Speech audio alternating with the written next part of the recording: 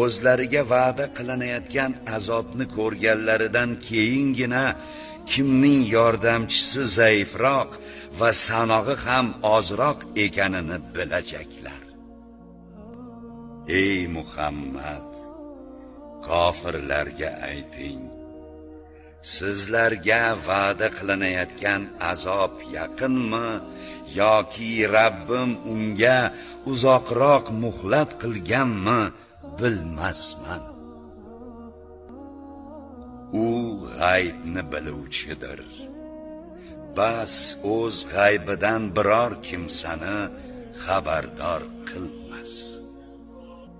Faqat o'zi rozi bo'lgan, tanlagan payg'ambarnigina ikki dunyoning ba'zi sirlaridan ogoh eder.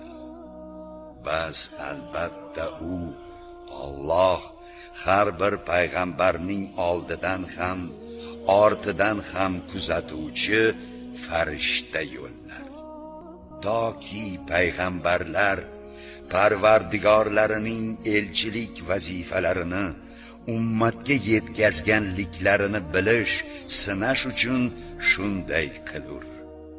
U payg'ambarlar huzuridagi bor narsani, ilm va amallarni ihota qilib olgandir va borliqdagi har bir narsaning sanog'ini hisoblab qo'ygandir.